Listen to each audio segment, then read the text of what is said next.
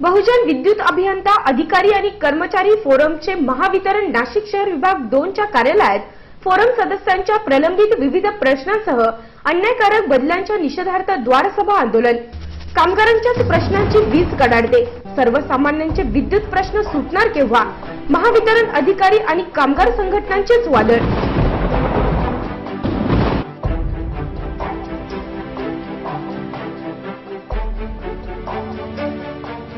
विविध प्रश्नांची दखल न घेतल्यास पुन्हा आंदोलनाचा पदाधिकारी एस.एम. पवारांचा इशारा। प्रशासनाने या ठिकाणी कर्मचाऱ्यांचा कुठलाही गोष्टी तपासताना त्या ठिकाणी जी काही विनंती आहे त्या विनंती विचारात न घेता अन्याय स्वरूपामध्ये त्या ठिकाणी त्यांच्या बदल्या केल्यात, त्यांचे प्रश्न सोडवले नाहीत आणि त्यामुळे या ठिकाणी आपल्याला या द्वार सभेच्या माध्यमातून एक निर्वाणी इशारा या प्रशासनाला आपण दिला आहे।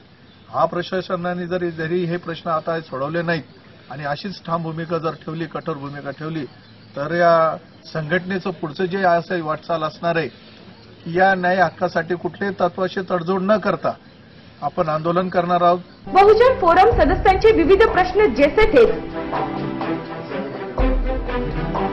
त्यातच अन्यायकारक बदल्या करून केला निर्माण वाद।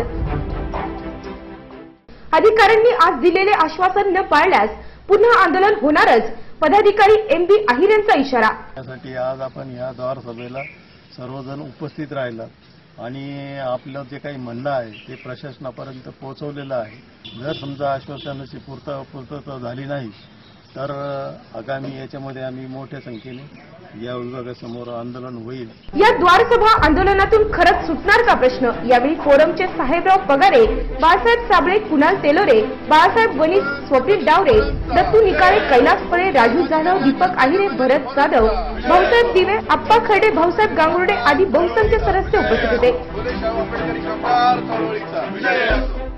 व्यवस्थापन अधिकाऱ्यांकडून का निर्माण केले जातात प्रश्न?